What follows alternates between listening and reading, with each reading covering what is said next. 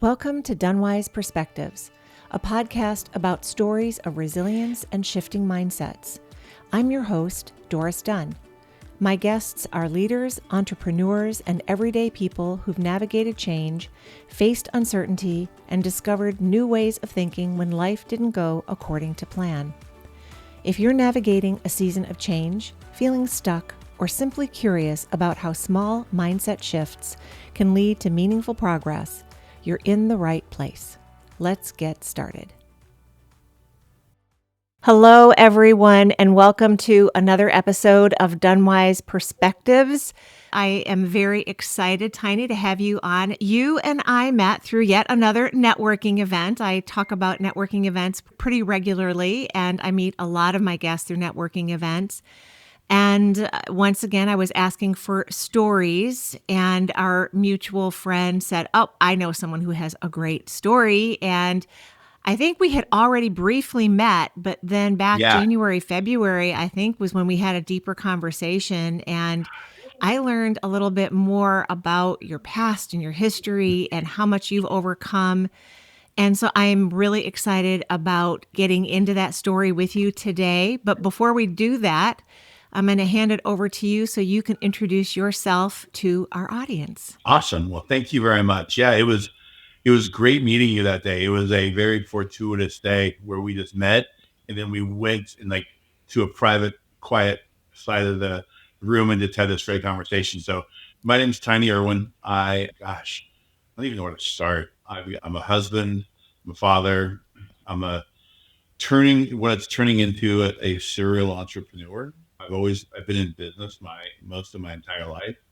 And I never really considered myself a wonderer, but over the last year or two, I've really started wondering and started just asking these questions about what if. And so it's been a lot of fun, but I've been in business for 20 some odd years. My last real job, I was the president and chief operating officer of a third generation 95-year-old beer wholesaler. So I took it over about 89 years into its existence. No dysfunction there whatsoever. And the family who lived at the estate just said, "Turn it around, fix it. And here's the keys." And they walked away. And they just let me do what I needed to do, which was quite a learning experience. I sold the company right before we moved here in 2020, moved to Franklin, and just kind of like everybody else, was just felt a calling here to Middle Tennessee.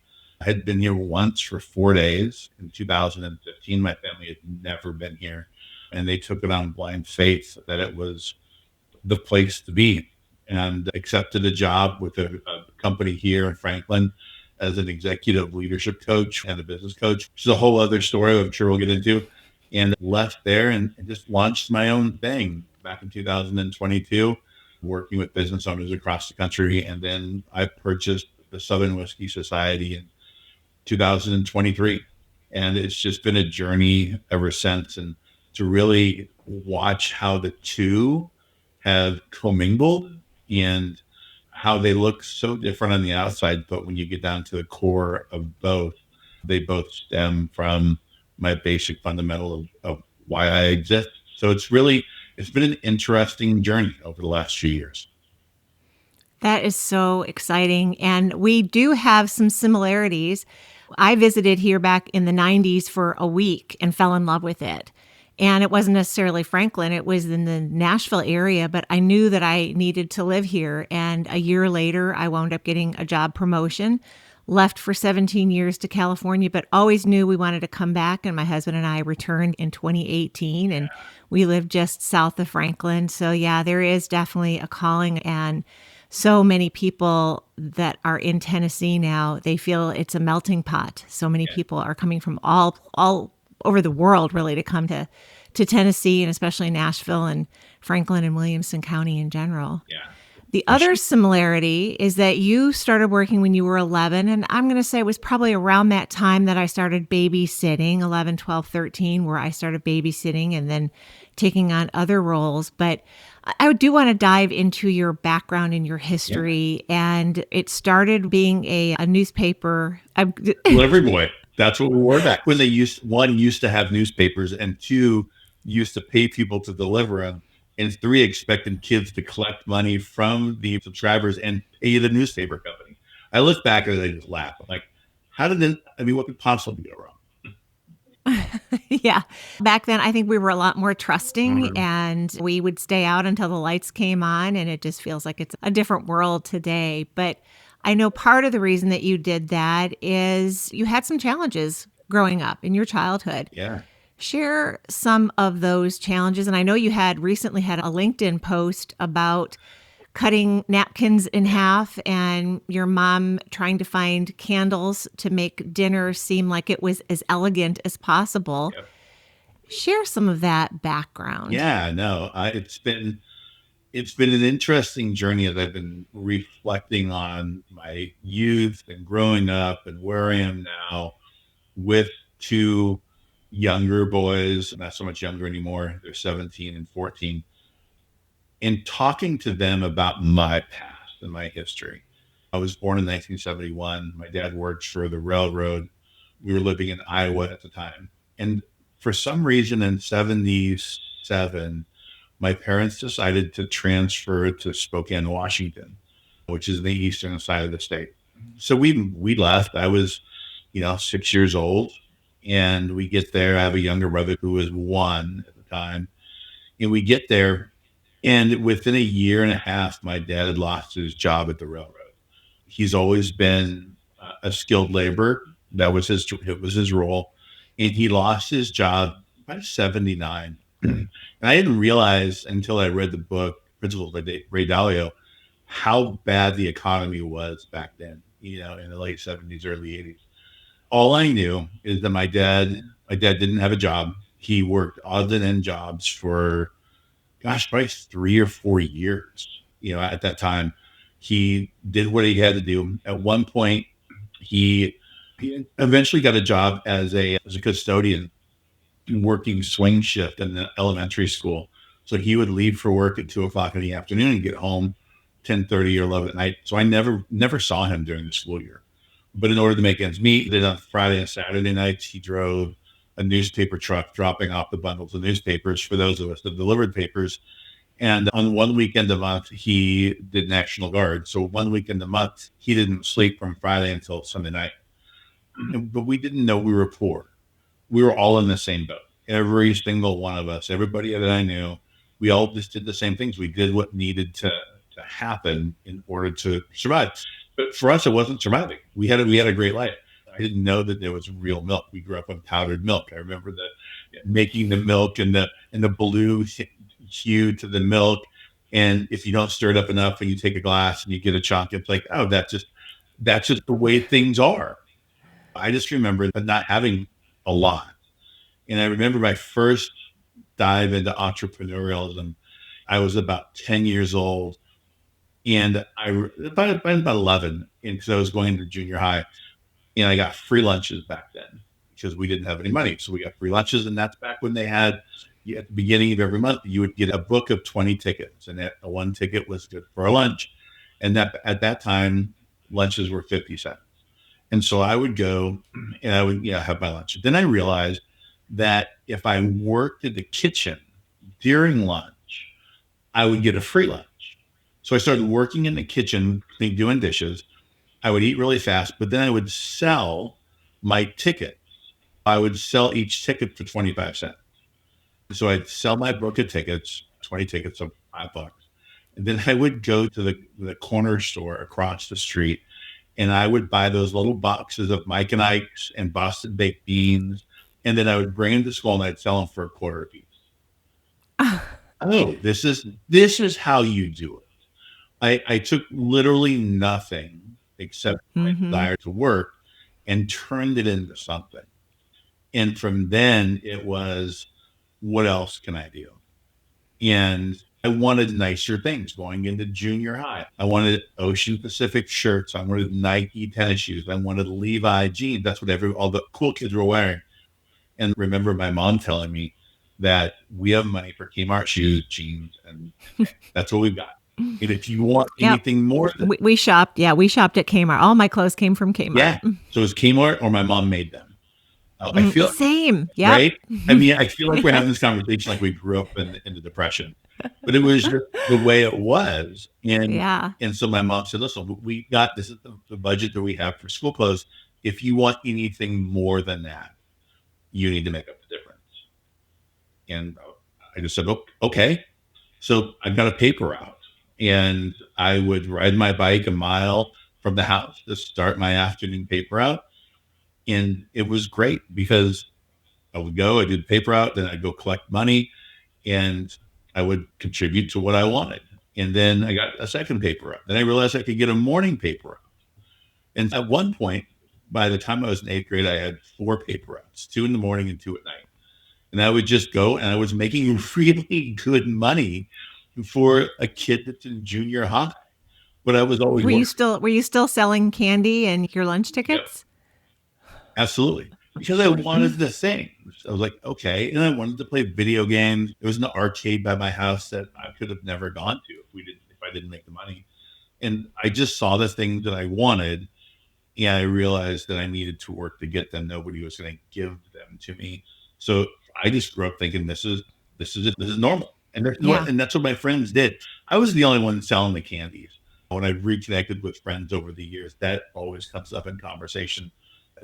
People just laugh. Like, do you remember those candies that you sold? Of course I do.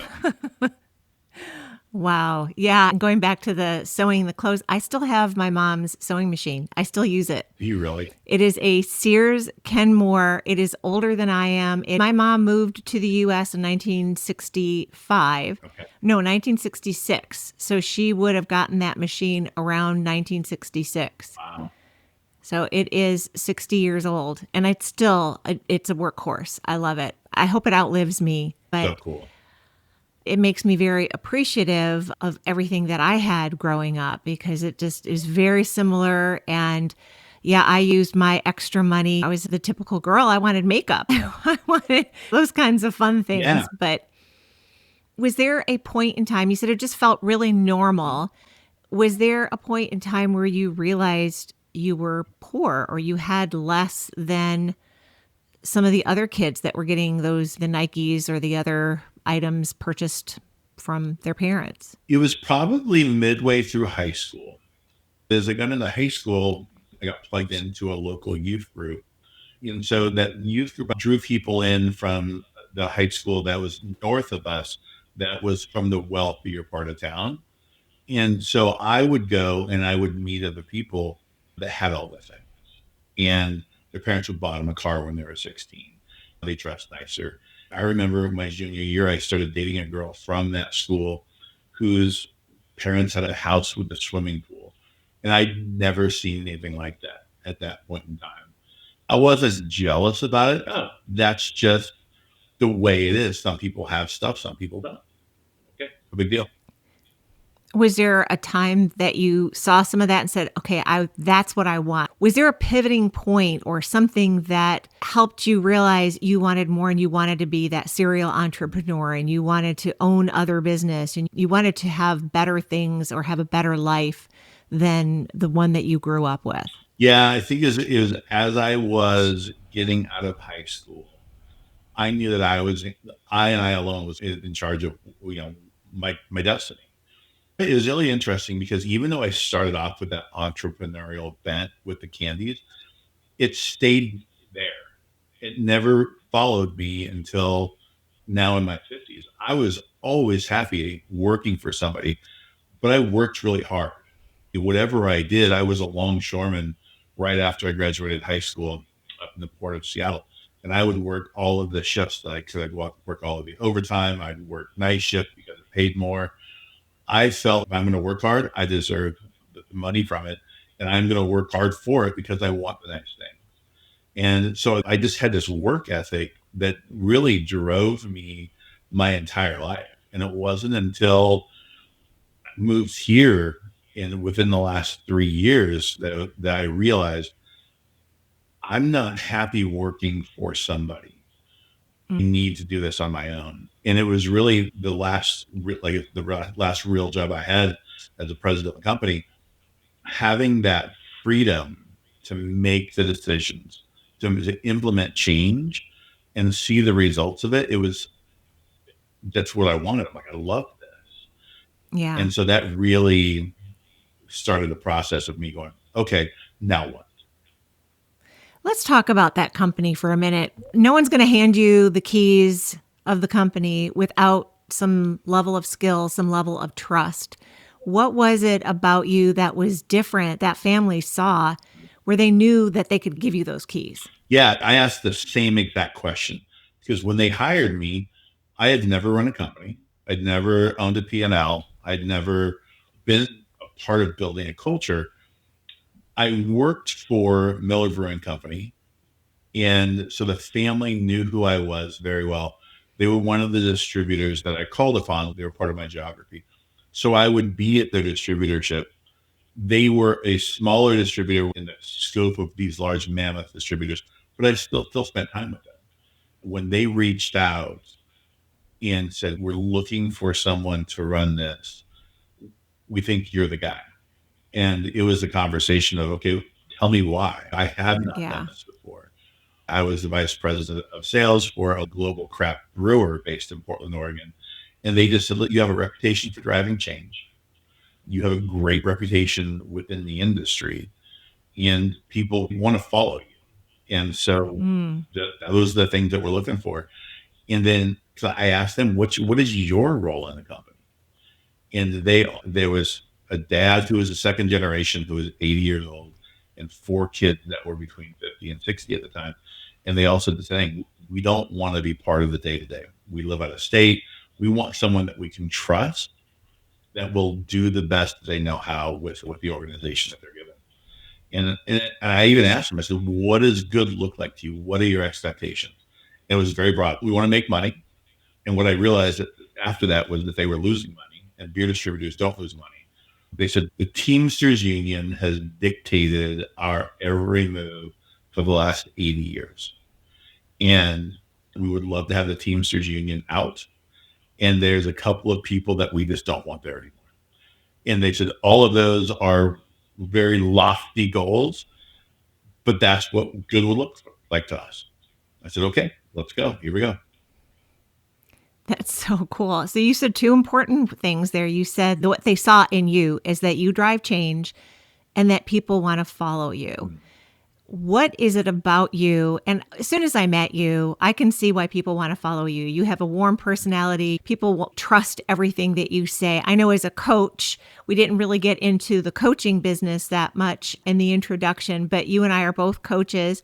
You coach at a little bit higher level. You're more medium to high businesses. I'm more that small to medium sized business in terms of the folks that you coach.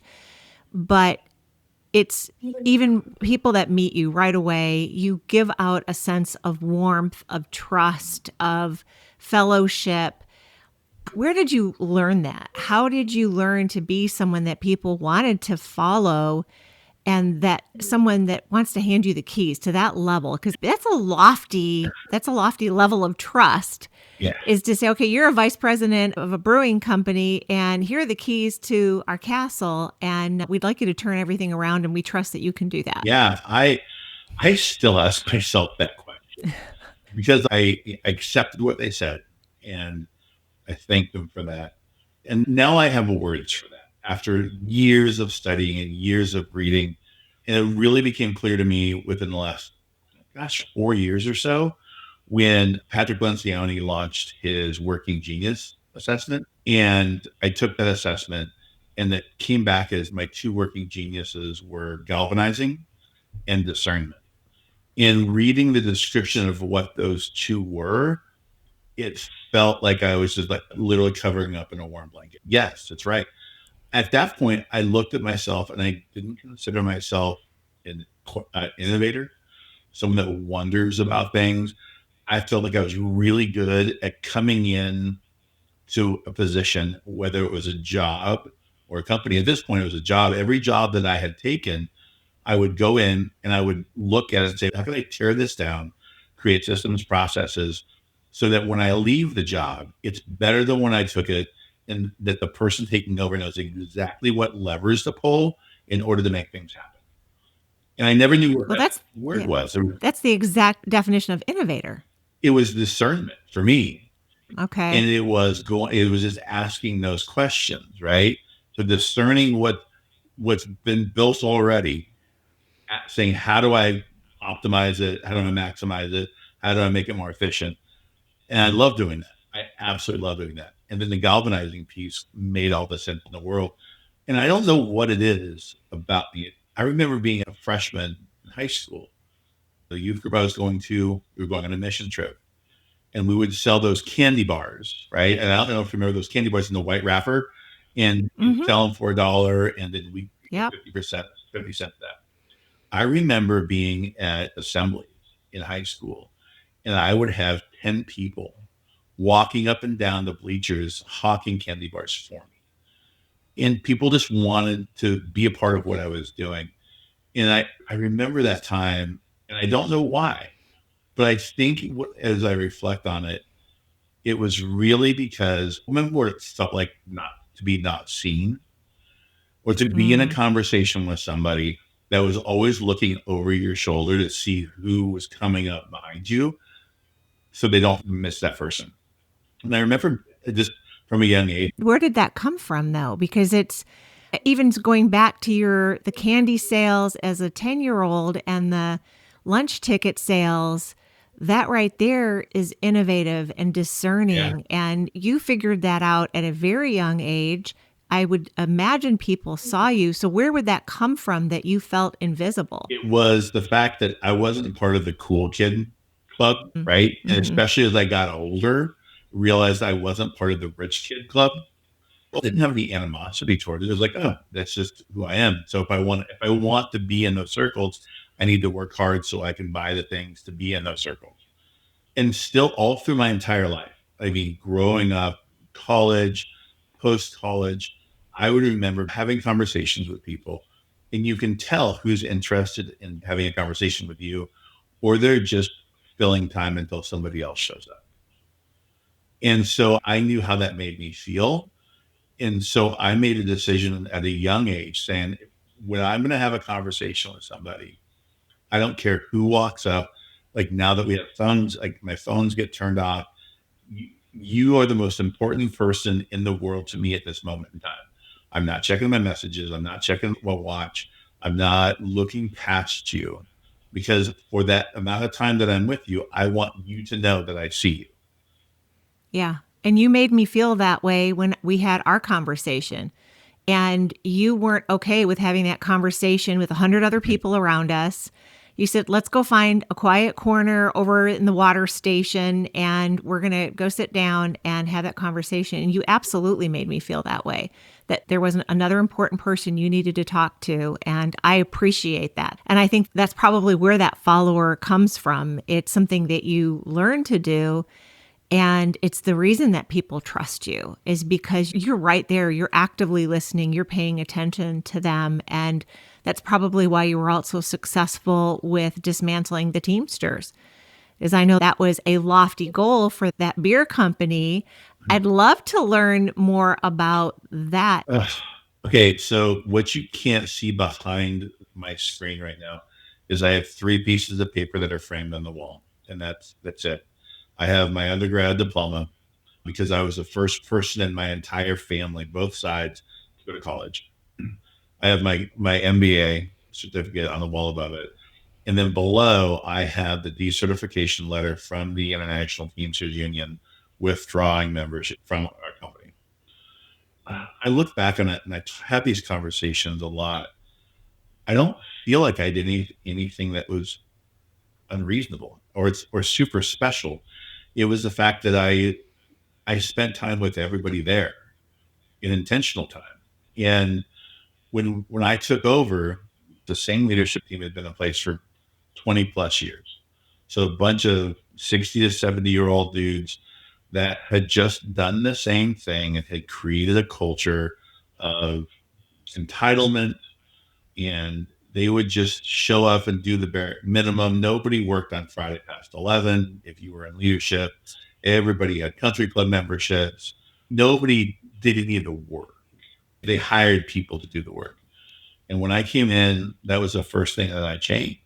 I laid out the expectations. I laid out the vision for the company and where we were going. We built a mission statement. We built core values. We cast a vision for the company because the family said I could. So just do it. I knew that was important. We knew where we were going. We knew how we were going to get there. We knew what we wanted to be known for and who we wanted to surround ourselves with. And so then I was able to lay out clear expectations and then hold people accountable. And within a year, I had turned over the entire leadership team of men that had been in those spots 20 plus years. The biggest compliment I received through that process, he was the VP of operations and he was early 50s. And he came into my office about a year into it and he sat down and he said, listen, man, I can't do this anymore. I can't do what you want me to do, how you want me to do it, when you want me to do it. He said, I've never had this level of clarity on expectations. And he's like, seriously, man. He's like, I'm a truck driver. I got put into this role because I was the longest tenured truck driver here. He said, I'm not a leader. I'm a truck driver. Because of that, and I know what you want and I know what you want. I know how you want it done and when. I don't have the capacity to do it. Consider this my resignation. And because he was humble and because he could have been subversive, he could have tried to torpedo thing, and he was just honest. And he came into my office. We had that conversation. We took care of him very, very well. But he left on his own terms because he knew that he was in the wrong position. I built a leadership team around me. And the number one quality I was looking for was empathy. In the beverage world, you have a supplier that makes the product, and you have the distributor that sells the product or distributes it, and then the retailer that actually sells it to customers. I hired people from the supplier side that had done what I had done.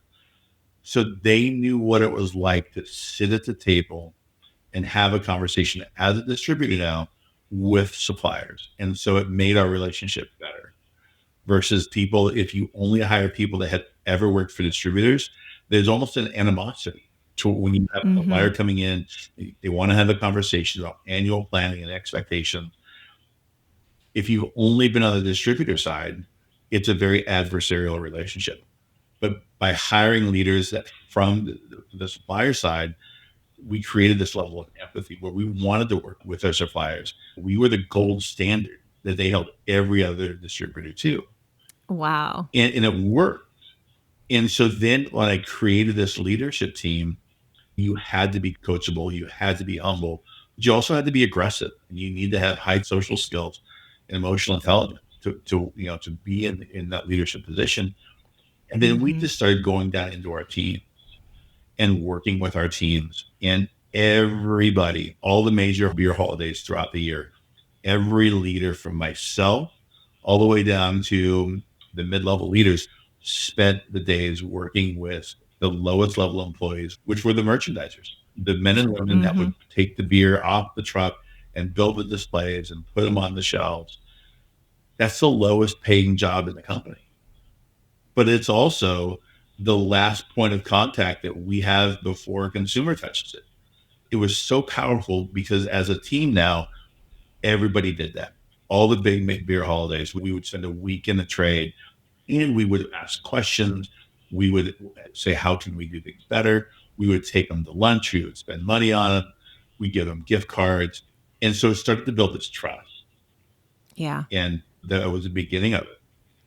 It's such an important leadership lesson that all leaders really need to be humble and they need to be willing to do the lowest work. And I worked for someone that was like that. If he saw a box that needed to be moved, obviously that was above his pay grade to move that box, but he didn't care. He was humble. He was, to this day, is one of the best bosses that I ever worked for because of that. He had that sense of being humble, that sense of being coachable and also being a great coach. Yeah. So helping his team to grow in ways that he saw that potential. Yeah. And how did that then evolve into getting rid of a union or disbanding the Teamsters? So the two chairs behind me, I've had those chairs for probably 15 years. They started in my house. I moved them into my office. I will do a LinkedIn post on those chairs one day Oh, I can't wait. because the story, if those chairs could talk, but those chairs sat in my office, and it was a published fact that if my door was open, anybody in the organization could come in and sit in one of those chairs and have a conversation. And you would sit in the other Yeah. chair. You don't talk to me unless I address you. Don't come. If you're a worker, you don't come to the management side. If we want to see you and talk to you, we'll come and see you. Don't. Now, was this the family, or did they have a leadership team in place that was not what they wanted? It was leadership team just did what they wanted to, and because the family lived out of state, Yeah. and so the family was somewhat unapproachable because they were never there, and then the leadership team had just built this, Ivory Tower. ivory tower. Yeah. Before I made my leadership team ride on trucks and do all the things, I did that. And I would spend time working in the warehouse, day shift, night shift. I would ride. So you brought those chairs with you when you went on the trucks, when you went out and visited everyone. Those chairs, those hypothetical or theoretical chairs would come with you every time you'd go out and talk to people. Yeah. What all of the questions I've always asked about jobs, I would ask of the people that work for me. And then I would go and make changes.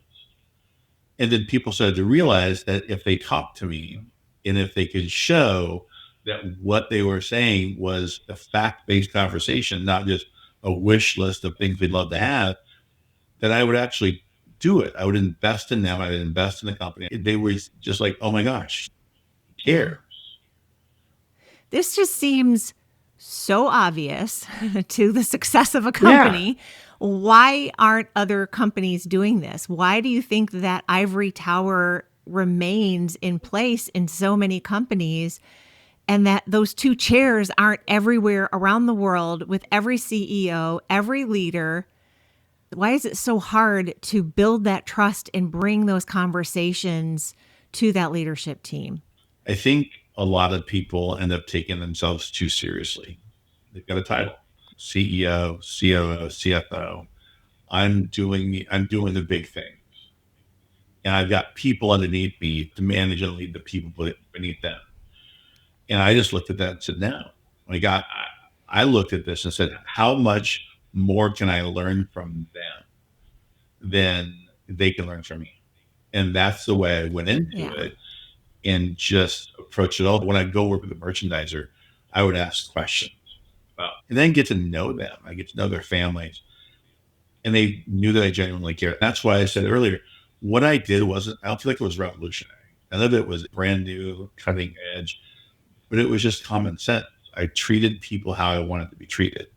I made sure people were heard and seen. And there were a lot of multiple times where people would ask for stuff, and if they couldn't articulate or if they couldn't support their ask, the answer was no. But if you came to me with a fact-based proposal, let's look at it. And nothing was off the table. I look at companies that I've coached, the companies I've been part of. I just don't understand why you wouldn't do that. And I get, sometimes you get these mammoth companies like a Miller Brewing Company, the Miller Coors. You got thousands of people.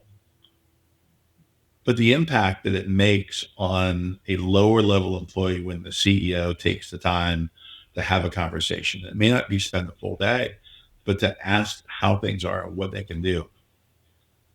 It goes so far. But even those big companies started small at one point, and as they grew, that culture could have grown with them. But I do have a question going back to your childhood. How much of your philosophy do you think goes back to your childhood, and that perhaps because your clothes came from Kmart and you had to cut your napkins in half, that there was that almost not forced empathy, but you understood everybody. Yeah. You could look at the cool kids and say, yeah, that'd be really nice. But you also could look at your own situation or maybe other families in the neighborhood and really empathize and understand where everyone came from. And it sounds, or I'm going to assume that some of that you brought with you in your corporate life, in your business life, your entrepreneurial life. And that because of that, you were able to bring those two chairs and have those conversations with anybody and everybody. Yeah.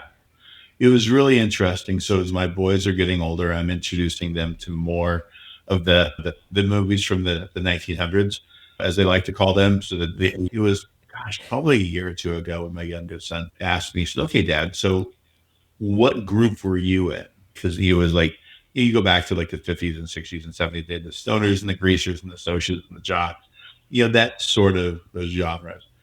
And I said, I got to tell you, Bob, I was part of all of them, but I wasn't part of any of them because I was able to make friends in all of those groups because I could relate, especially as I got older and I had some more walking around cash and I could, I had a nice car because I bought my own car and I Mm-hmm. had nicer things. So I could relate with the people that were the rich kids, but I also had a ton of kids that ended up being in the stoners and the rockers and group because they were the kids I grew up with. I didn't look at myself as super smart by any chance, but I got good grades. So I could really have that level of empathy with anybody. And I didn't understand it for years as to why I never was put into a group, typecast a certain way. I was always just known as the guy that got along with everybody. I can easily see that. Let's talk about the Whiskey Mm, Society for just a moment, because I know you are the a partner, I correct, own of it. the Whiskey Society. It's You mine. own it. And how did you move from beer to whiskey? Tell us about that. That's it's such a fun story. I was just never 20 years, never drank whiskey, never really drank hard alcohol. And when I got out of the beer industry, I said, I'm out. I was a professional beer drinker for 20 years. And I mean, when I say professional, like a professional, that's what I did. Yeah. And so I got out and I was like, I'm done. I think I'm done with beer. And so I just stopped drinking in probably 2018, 2019. And then when we moved to Middle Tennessee, the company I worked for as a coach, whiskey and cigars was a big part of the culture. And I looked at it and said, I'm interested. Let's learn a little more. And there was a whiskey group that was formed by one of the guys that worked at the company I worked at. I joined that. I didn't know anything about whiskey. What I started to learn was it's really not just about what's in the bottle, but it's the stories behind it. Mm-hmm. And I'm a nostalgic soul. My youngest son is the most nostalgic person I've ever met. When I started learning about the history and the heritage and the stories of the brands and the distilleries, and then the questions are those stories real? Was Colonel Taylor really a colonel? It doesn't matter. It's all part of the story. And that Mm-hmm. story is something that people talk about when they get together. And I realized that beer and cigarettes is completely 180 degrees different than whiskey and cigars. Getting into whiskey and cigars, and for me, I realized that people use those as a catalyst for relationships. And it was, yeah, Interesting. Yes. I realized that, and then I grabbed a hold of it. Then it was my mission.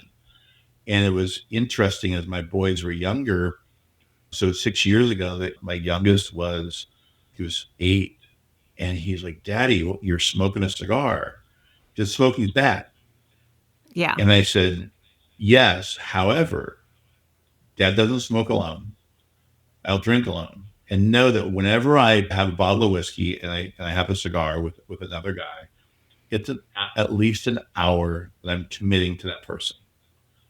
And I said, I use these as a tool for relationship building. Both my boys said, wow, okay. And that's what they know. They know to this day that if a dude comes over and we go out the back porch and I grab a bottle of whiskey and I grab a couple of cigars, they know that that's someone that I'm investing in. And I'm spending at least an hour with them, usually an hour and a half, in intentional conversations. Oh, I love that. I love that. I've started to enjoy whiskey myself a little bit more. There's so many distilleries in Kentucky and even in Texas. question about men versus women, because you do typically think of whiskey and cigars as more manly, masculine, and I know women are starting to get a little more into whiskey, maybe not as much into cigars. Are you seeing any kind of a dynamic in terms of the male female, or are you able to build relationships with professional women through a whiskey relationship, maybe even cigar tool as a Yeah, tool? absolutely. It's so when we bought the Southern Whiskey Society, I looked at my wife and I saw we had the opportunity, and I said, "Should we do this?" And she said, "Why wouldn't we? We have core values as a family, and one of our core values is that we create community wherever we go." She said, "This aligns perfectly with who we are. It'll just give you a bigger megaphone." And Oh, so, I love yeah, that. and so Yeah. that became the why that we're doing what we do, and the why that we put on whiskey events. I'm very open about it. All the whiskey podcasts I do, I tell everybody, whiskey and cigars, it's all a prop. It's all a Trojan horse. It's all about getting people around the table to have a conversation with somebody, build Mm-hmm. relationships.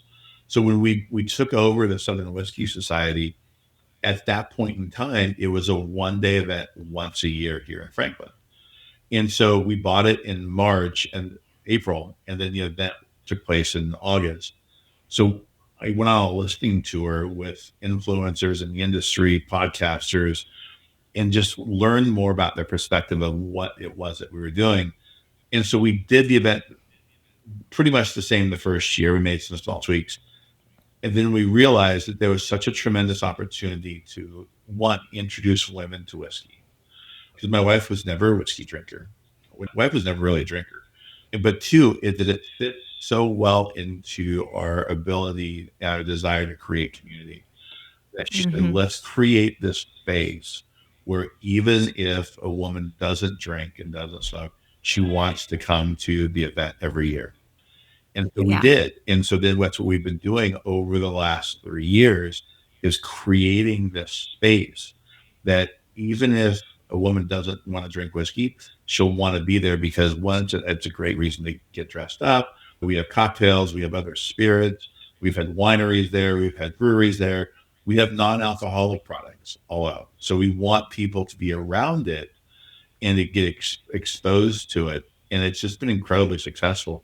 We looked at last year and we were at about a 60-40 split between men and women, which is unheard Oh, of for a nice. whiskey event. Yeah. And when is your next one? It's August 8th.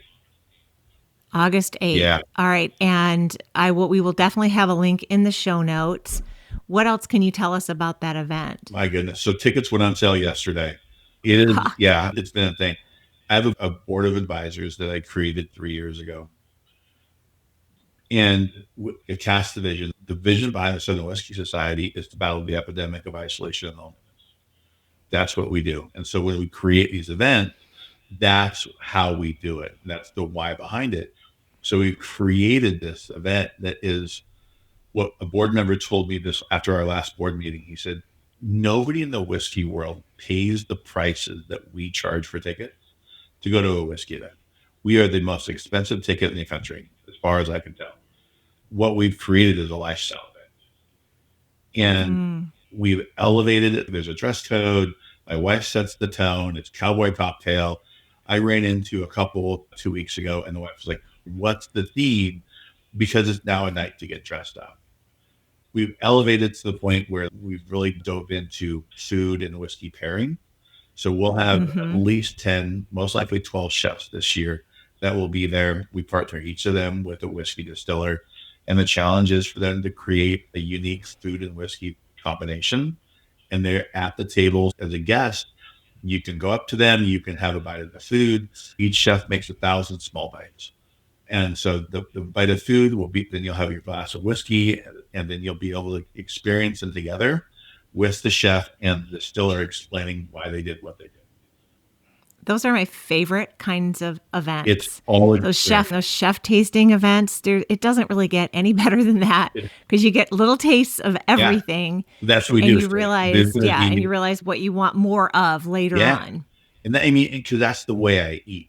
I'd rather have 20 small bites or 15 small bites than a 64-ounce steak.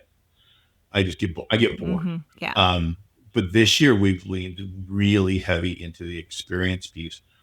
Since I've taken over, we've told distilleries that if you want to be part of what we're doing, you have to send somebody that works for the distillery to represent you.